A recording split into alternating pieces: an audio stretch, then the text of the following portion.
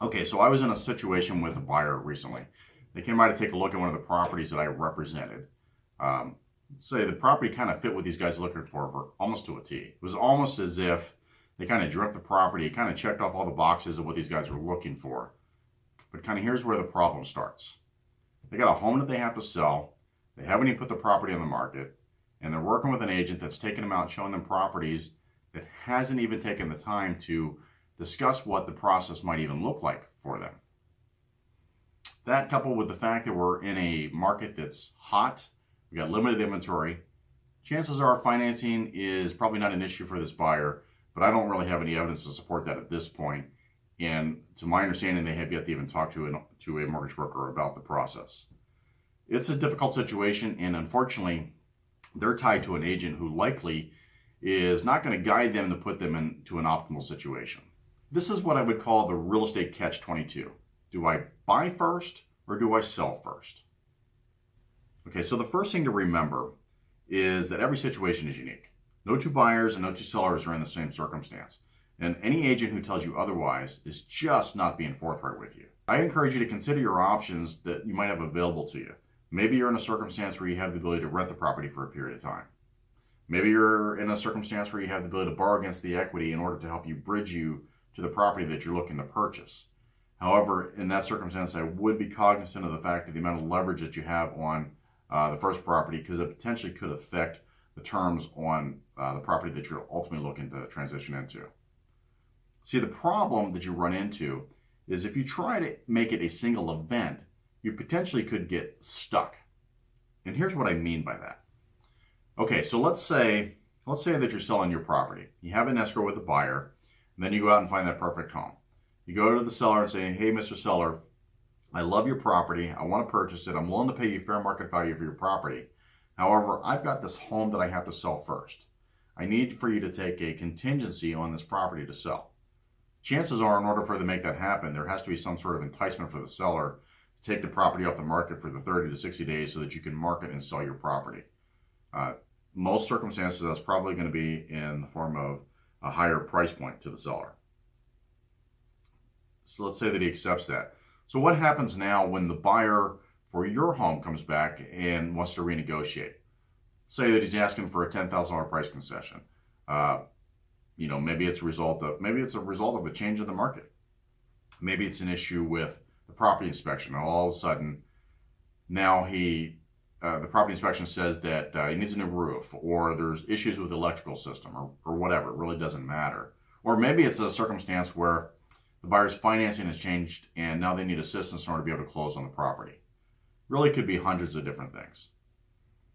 Now you're in a circumstance where you're not only risking the sale of your home with the buyer over the $10,000 price concession, but you're also risking the transaction on the second side with the seller that requires the first home to be sold in order for you to be able to move forward with the second house. Which, by the way, you haven't even done your due diligence on. You haven't done your own inspections to find out what the circumstances are with the second house. Then when you do, you find out there are some issues there, but the seller on the second house is not willing to negotiate with you. So you potentially could get stuck accepting a price concession on the first house in order to make sure that it completes escrow. But the same token, paying more for the house that you're looking to move into because of the sell contingency that you have, and because you got a seller who's playing hardball with you because he knows your circumstances. The challenge of doing both transactions concurrently is you tend to sell for a little lower because it's difficult for us to fight for top dollar for your property when we have a shorter window to work with, and we have to price the property in order to reflect that. You're already starting from a less than optimal position. In my opinion, poor financial decisions are made in haste. And if you handle either of these transactions in haste, you're going to settle, or you're going to overlook something that's important to you, just so that you actually have a roof over your head. And by the way, we're not talking about a couple pennies here. We're talking about hundreds of thousands of dollars. Most people that are in this circumstance have $100,000 to $200,000 of equity or more in their property, looking to transition and leverage that into a $500,000 to $750,000 house or beyond that. Or they're in a circumstance where they're looking to downsize and they need to squeeze every little bit of equity they can out of the property in order to lower their cost of living. if you have the ability to handle the transactions independently, you first of all give yourself the opportunity to fight for top dollar when you sell your house, but you also give yourself the ability to negotiate from a positive standpoint on the purchase of your new house without sell contingencies or any other things that potentially could muddy up the negotiations. Now, granted, this approach has drawbacks as well. You potentially could be in a circumstance where you have to find temporary housing, short-term rentals, or something in that regard, which, by the way, may lease at a bit of a premium.